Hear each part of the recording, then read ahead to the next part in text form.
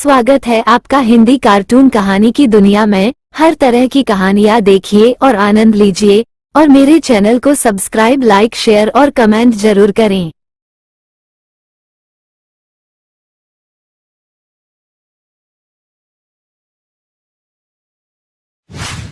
कहानी एक ऐसे घर से जहां शादी का माहौल है, लेकिन टेंशन और शांति इतनी कि शादी का घर किसी जंग के मैदान जैसा दिख रहा था।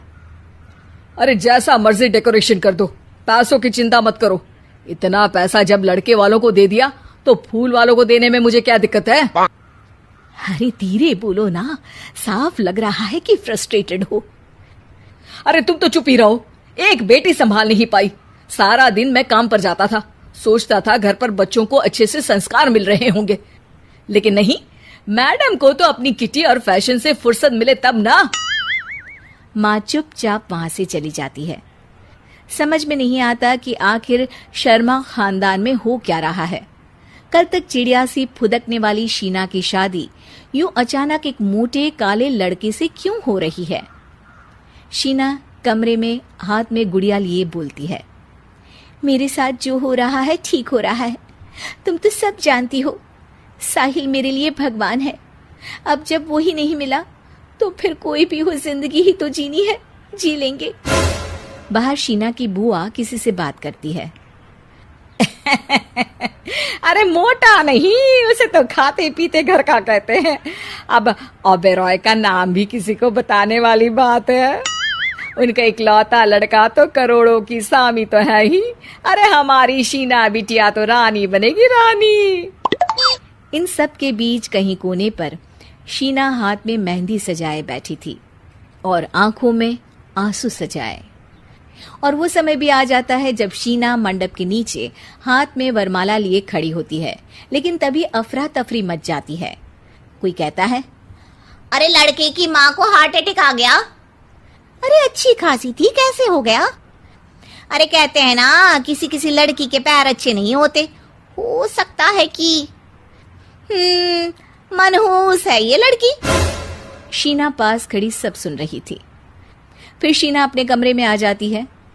शादी ये कहकर नहीं होती कि लड़की मनहूस है। अब लगातार शीना के लिए लड़के देखने आते, लेकिन आस पड़ोस या किसी के कहने पर शादी हर बार टूट जाती। लेकिन एक दिन, अंकल, मैं काफी दिनों से आपसे मिलने की कोशिश कर रहा था, लेकिन हिम्मत नहीं हो पा रही थी। अरे बेटा, हिम्मत तो हमारी टूटी पड़ी है। वैसे कौन हो तुम? अब मेरा नाम साहिल है अंकल।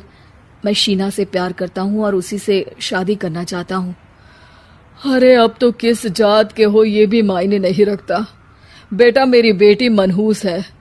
ये सब कहते हैं कि इसीलिए उसकी शादी नहीं हो पा रही। अगर तुम शादी करने को तैयार हो तो ठीक है। शीना की शादी साहिल से हो जाती है। अगले दिन साहिल की माँ का देहांत हो जाता है और एक बार फिर लोग शीना को अपशकुनी कहने लगते हैं। अरे खा गई दीदी को ये। अरे क्या जरूरत थी साहिल किसी मनहूस को घर लाने की? पर बुआ, माँ की तो तबीयत पिछले कई साल से खराब थी। डॉक्टर्स ने जवाब दे दिया था। क्या पता ये भी उनका सौभाग्य हो कि वो बहू का मुंह देख पाई। अरे बहू का मुंह देख पाई, या ये कह लो कि बहू का मुंह देखते ही स्वर्ग लोक सिधार गई। खैर, हमें क्या, घर तुम्हारा है, हम तो चले। अब शीना को खुद पर ही शक होने लगता है कि कहीं सच में वो अपशकुनी तो नहीं। साहिल, हम दोनों की शादी नहीं हुई होती तो अच्छा था। देखो ना, कैसे पहले मेरी शादी टूटती थी और अब तुम्हारी माँ भी। अरे ऐसा कुछ नहीं होता शीना, अपशकुनी वगैरह कुछ नहीं होता। ये सब तो ईश्वर के खेल हैं। वो शादी तुम्हारी इसलिए टूट गई क्योंकि तुमको मेरी पत्नी बनाना था, और माँ का जाना तो तय था। वो काफी बुजुर्ग थी, साथ ही एक ऐसी बीमारी से जूझ रही थी जिसमें डॉक्टर्स भी उन्हें नहीं बचा पाते।